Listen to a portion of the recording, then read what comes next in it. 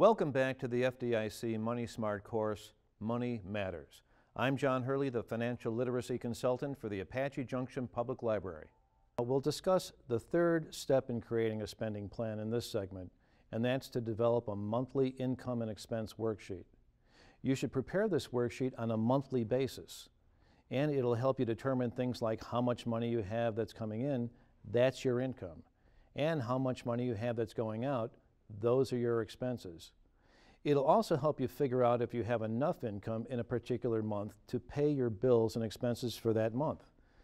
And it'll help you plan for certain income and expenses that don't happen every month, like tax refunds, car repairs, things like that. Now, to develop a worksheet, you first need to list your monthly income sources and their amounts in the left-hand column of the worksheet. Now, for this example on the screen, the monthly net wages or take-home pay for this couple is $3,500. One person earns $2,100 a month and the other person earns $1,400 a month.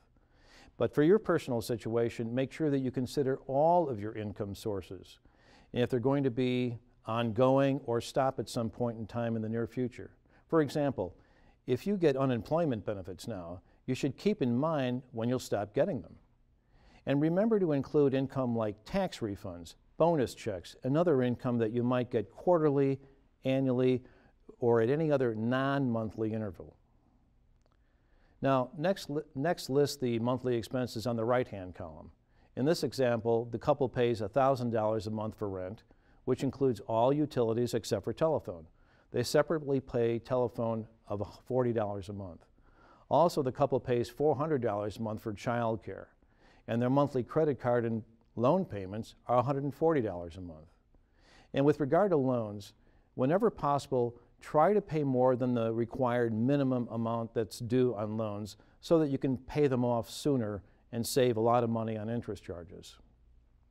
And regarding fixed expenses, you may have more control over these than you realize. So before you sign an agreement, you should always shop around for the best value before committing to any fixed expense payments, such as things like car payments, car insurance, loan payments, health insurance, daycare, elderly care, cell phone, cable, TV services, things like that. Now, the next group of expenses on the worksheet are flexible expenses. You might have noticed that we've listed savings as an expense. And what we mean by that is that you should always get in the habit of paying yourself first.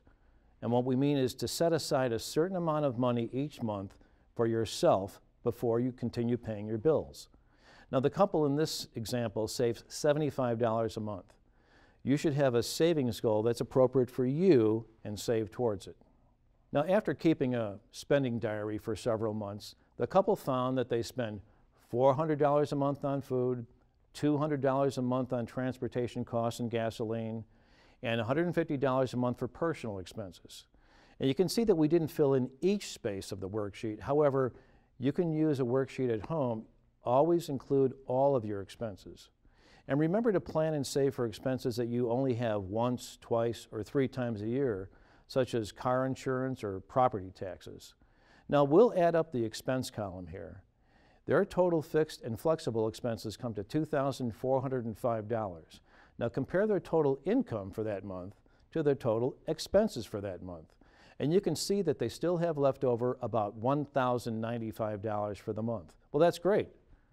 Now, if your expenses are usually close to or exceed your income, this segment should really help you. And please remember that you'll want to change the worksheet to make it more useful for your own personal situation. Well, that concludes this segment of the FDIC Money Smart course, Money Matters. I'm John Hurley, the Financial Literacy Consultant for the Apache Junction Public Library. Thank you for watching.